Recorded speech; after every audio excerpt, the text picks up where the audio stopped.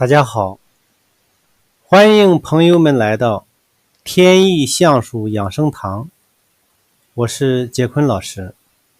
今天是2024年10月27号，天气冷了，北风一刮，降温就非常明显。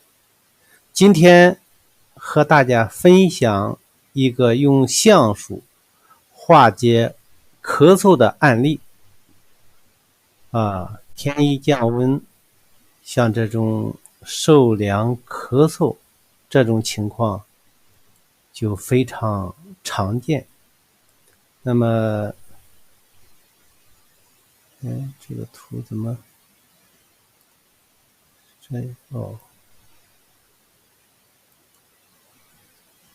这是2024级的学生们在学习群里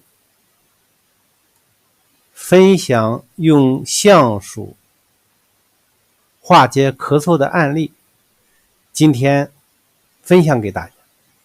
上周二，也就是10月22号，2024级的凤梅同学，他这个受凉了，咳嗽，嗓子不舒服，他用橡树成功化解了咳嗽。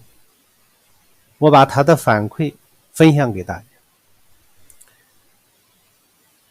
我来分享一下，天气转冷，今天上午感觉好像着凉了，嗓子气管不适，有些口干，想喝水。我念了几遍20、60、50，不管事儿。平时有些伤风嗓子不适，念20、50就可以解决。这次看来不行，我看了舌象，有些淡白，加上近期脾胃寒凉，我立刻改念082016500，16500，04382。不一会儿，嗓子和支气管的不适就好多了，马上又在胶布上写上一组，贴在大椎穴，效果很好。一直到晚上，身体没有不适感。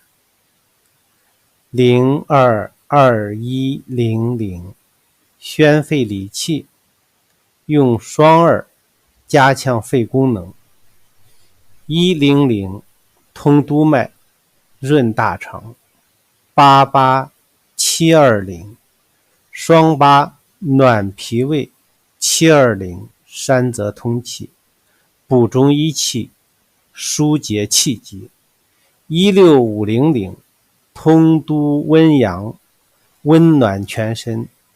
04382全身一气周流。这是2024级的学生在分享他们的实践案例。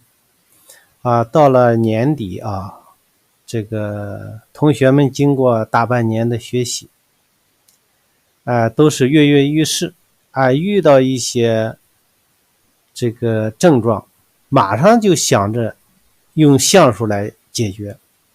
可以说现在的学习交流群就成了同学们的成果发布会，每天都非常的热闹。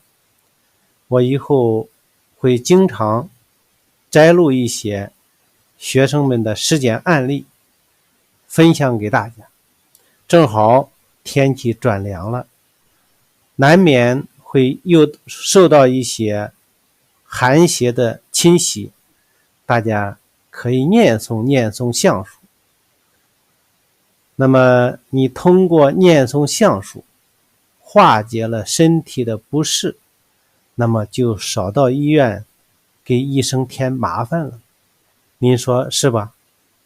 我是杰坤老师，有什么不舒服的，需要我帮你们调理的，可以给我留言。我的电话132-8072-5021。好，谢谢朋友们，祝大家健康、快乐、幸福。